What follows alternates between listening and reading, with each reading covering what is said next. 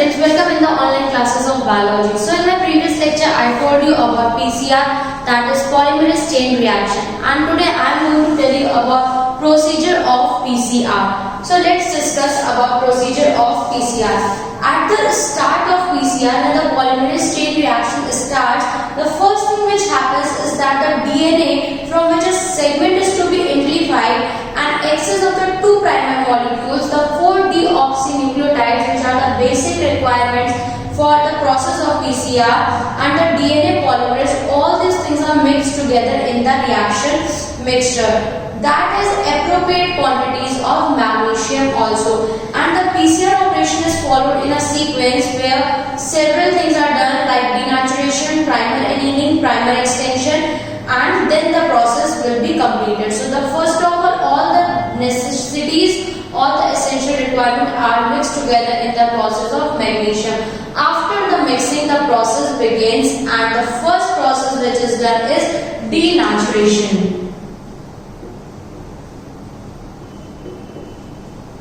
The first thing or the first process of PCR is denaturation. What is denaturation? As I told you that everything is mixed there, then the reaction mixture is first heated, and that heated in the temperature between 90 to 98 degree Celsius. 90 degree Celsius to 98 degree Celsius. In that temperature, the mixture which we prepared, that mixture which contains all the basic requirements for PCR, that mixture is heated at that temperature. The common temperature should be 94 degrees Celsius, and when the mixture is heated in this temperature, then DNA denaturates. DNA denaturation occurs. What is denaturation? That is separation of the two strands. Denaturation means separation of two strands. As you know this thing very clearly, that DNA is a double-stranded structure. So that double strands became separated in this process. In the process of denaturation,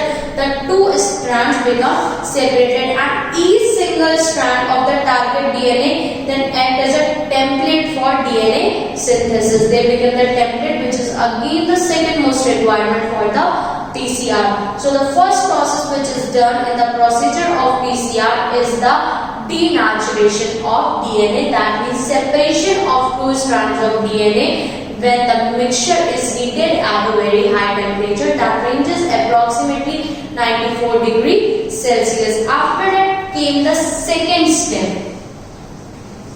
When this step is done, the second step came into existence, which is primer annealing. Which is primer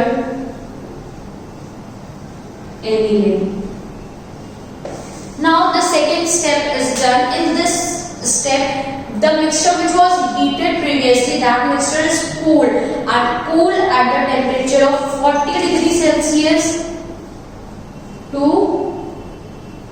60 degrees Celsius. Now the temperature has to be cooled, and that cooling of temperature permits annealing of the primer to the complementary sequence in the DNA. At that when this heating takes place, when this cooling takes place, the annealing appears, and the annealing of the primer to the complementary sequence of DNA is occurred. And these sequences are located only at the three ends of the strands. There are two ends of the strands, 3 and 5, and only the three strands this annealing takes place in the desired DNA. So in the second step, the first step it is heating, and the second step it is cooling at 40 degrees Celsius to 60 degrees Celsius, and this step, the annealing of the primer to the complementary DNA sequences is done, and that is the third step, second step of application of or the procedure of PCR. After it came the last and third step, which is primer extension. After primer became annealed in that, the third step is done, which is primer extension. Now the primer must be extended.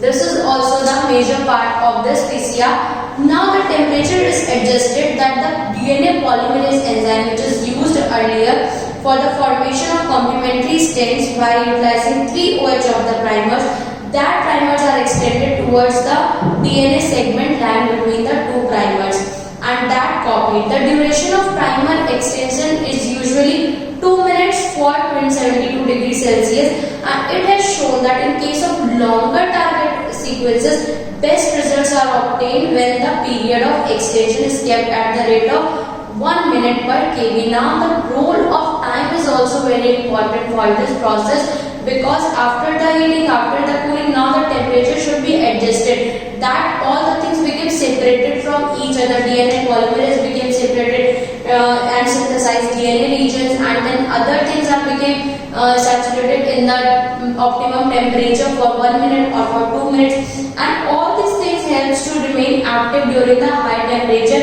usually amplifies DNA, which we got in the previous step. That also helps, and as all these things happen, as a result, single template molecule is possible to generate 2n molecule after n number of cycles. So after the denaturation, after primary annealing, primer extension is done, in which single template molecule is generated by the molecule. Now this is the procedure of NCR. After that, the applications of NCR.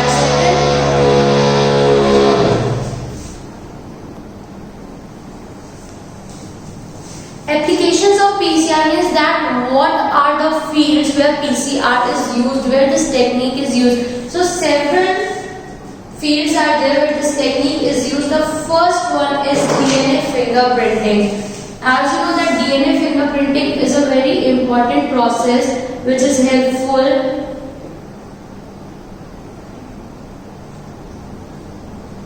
for different kinds of things. That DNA fingerprinting is done with the help of PCR. PCR is applied for this process. Next thing which is important is diagnosis of specific mutation. Diagnosis of specific mutation. This is also done with the help of PCR. Next thing is detection of specific microorganism. Detection of microorganism. This is also the place where PCR is applied. The next thing is in parental diagnosis, in prenatal diagnosis also.